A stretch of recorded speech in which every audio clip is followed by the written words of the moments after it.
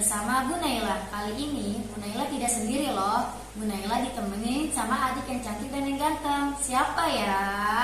Halo, nama aku Rosya. Aku Fahril. Dari kelas berapa nih kalian? 2. Sahabat Midarsa. Kalian semua pasti punya sahabat kan? Nah, yang namanya sahabat ada yang membawa kita dalam kebaikan dan ada yang membawa kita dalam keburukan.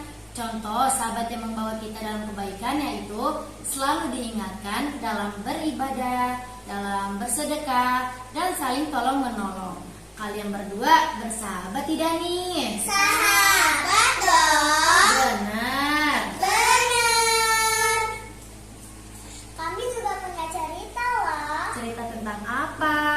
Tentang tukang daging yang menjadi sahabat Nabi Musa alaihissalam di surga nanti. Boleh dong Bu Naila dengerin ceritanya. Boleh. Suatu hari Nabi Musa alaihissalam berdoa kepada Allah Subhanahu wa taala seraya bertanya, siapa orang yang kelak menjadi sahabatnya di surga nanti?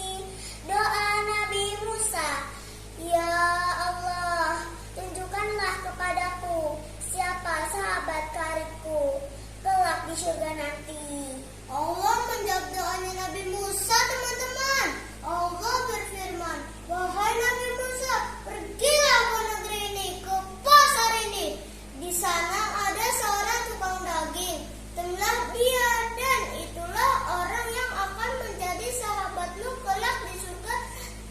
Tak disangka-sangka teman-teman, ternyata sahabat Nabi Musa kelak di surga adalah seorang tukang daging.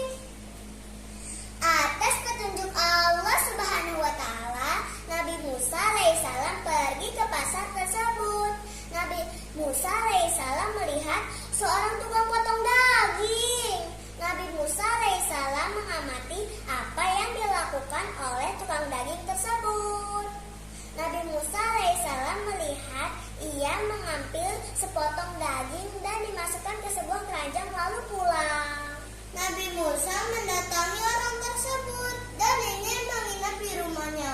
Wahai tukang daging, bolehkah aku menginap di rumahmu? Nabi Musa diizinkan menginap di rumah tukang daging tersebut. Setibanya di rumah tukang daging tersebut, Nabi Musa alaihissalam mengamati apa saja yang dilakukan oleh tukang daging tersebut. Nabi Musa alaihissalam melihat laki-laki itu langsung mengolah daging yang dibawanya itu menjadikan semangkuk sop, lalu dibawanya ke kamar. Dengan penuh kasih sayang, laki-laki tersebut menyuapi seorang wanita tua yang berbaring di kasur. Dan itu ibunya. Perempuan tersebut sangat bahagia diperlakukan baik oleh anak laki-lakinya itu. Setiap suapan makanan yang diberikan, perempuan itu mengucapkan, ya Allah, tepatkanlah anakku ini bersama Nabi Musa alaihissalam di surga nanti. Doa inilah yang menembus langit dan kemudian dikabulkan oleh Allah Subhanahu wa taala. Akhirnya Nabi Musa paham mengapa Allah menjadikan tukang daging tersebut menjadi sahabatnya kelak di surga nanti.